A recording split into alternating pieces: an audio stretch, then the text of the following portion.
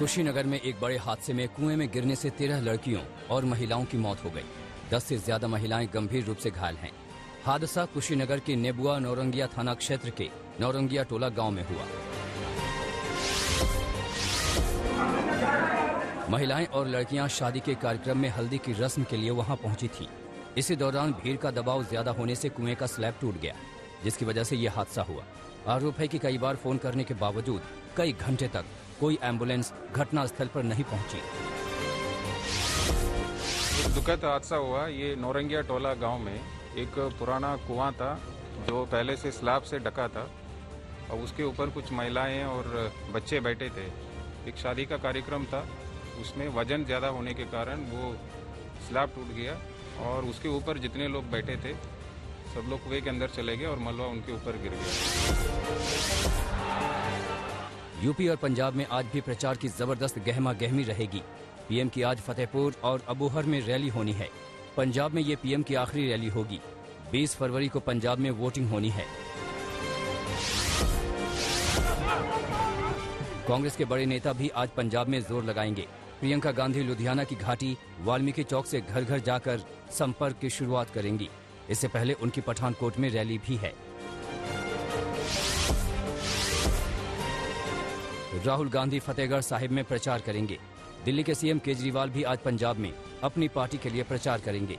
केजरीवाल आज चुरियाना, फतेहगढ़, गुरदासपुर जैसे इलाकों में प्रचार करेंगे।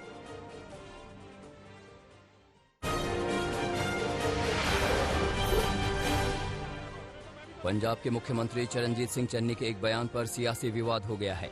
चुनाव प्रचार के दौरान चरणजीत सिंह चन्नी ने यूपी बिहार के लोगों को भैया बताते हुए बाहरी बताया और पंजाब में पंजाबियों की सरकार बनाने की बात कही। इस दौरान कांग्रेस महासचिव प्रियंका गांधी भी सीएम चन्नी के साथ मौजूद थी।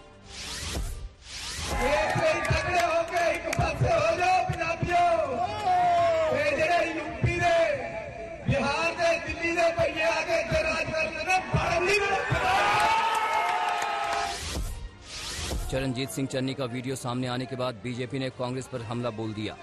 बीजेपी ने चन्नी के बयान को यूपी बिहार के लोगों का अपमान बताया। अनुराग ठाकुर ने ट्वीट किया कि चन्नी जी यूपी बिहार के लोगों पर अपमानजनक टिप्पणी कर रहे हैं और प्रियंका जी तालियां बजा रही हैं, खुशी मना रही हैं। ठीक से पहचानिए, ये वही लोग हैं जो भारत की अखंडता पर प्रश्न चिन्ह खड़ा कर रहे हैं।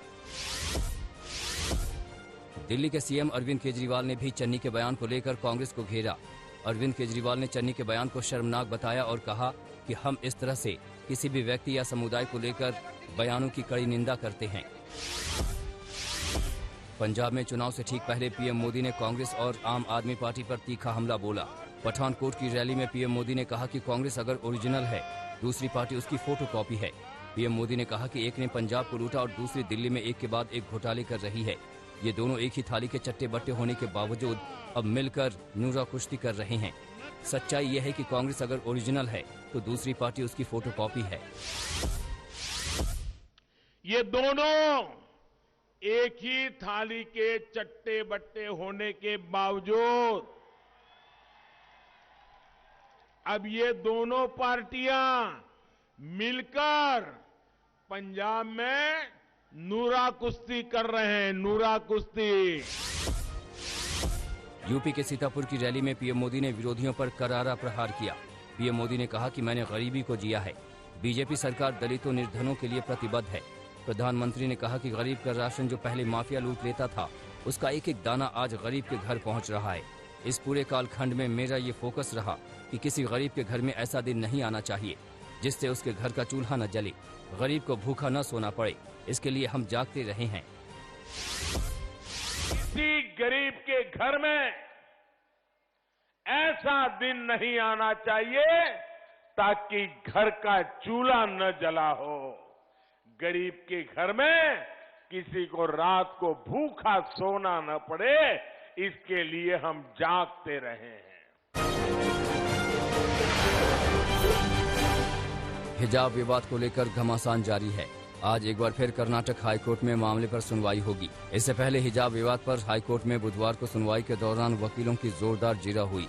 मुस्लिम छात्राओं की ओर से पेश हुए वकील ने बेंच के सामने कई दलीलें दी। उन्होंने कहा कि समझ में नहीं आता कि सरकार हिजाब का मुद्दा उठाकर मुस्लिम महिलाओं से दुश्मनों जैसा व्यवहार क्यों कर रही है। जब हिंदू लड़कियां चूड़ी पहनती हैं और क्रिश्चियन क्रॉस पहनते हैं, क्या वे धार्मिक प्रतीक नहीं हैं? प्रधानमंत्री नरेंद्र मोदी ने ऊर्जा और संसाधन संस्थान के विश्व सतत विकास शिखर सम्मेलन में हिस्सा लिया। इस दौरान पीएम मोदी ने कहा कि पहले गुजरात में और अब राष्ट्रीय स्तर पर अपने 20 साल के कार्यकाल के दौरान पर्यावरण पर उन्होंने जोर दिया है। उन्होंने कहा कि सफल जलवायु कार्यों के लिए भी पर्याप्त फाइनेंसिंग की जरूरत होती है। इसके लिए विकसित देशों को वित्त और टेक्नोलॉजी ट्रांसफर पर जरूरतों को पूरा करने की जरूरत है। आज डिस्को किंग बप्पी लहरी का अंतिम संस्कार मुंबई में सुबह 10 बजे किया जाएगा। कल बप्पी लहरी का 69 साल की उम्र में निधन हो गया। उन्होंने मुंबई के जुहू स्थित क्रिटी केयर हॉस्पिटल में अंतिम सांस ली। वो काफी वक्त से बीमार चल रहे थे। बप्पी लहरी के निधन के बाद फिल्मी दुनिया में शोक की लहर है। नेताओं से लेकर अभिनेताओं तक सबने निधन पर शोक व्यक्त किया है। लश्कर-ए-तैयबा और टीआरएस में आतंकवादी संगठन में भर्ती करने के मामले में एनआईए ने जम्मू कश्मीर में बड़े पैमाने पर छापेमारी की। छापेमारी के दौरान अनेक आपत्तिजनक दस्तावेज बरामद हुए हैं। इस मामले में कई लोगों की गिरफ्तारी हुई है, जिनसे पूछताछ की जा रही है। ये लोग देश विरोधी गतिविधियों में शामिल थे, जिसमें युवाओं को गुमराह करके भर्ती का काम चल रहा था।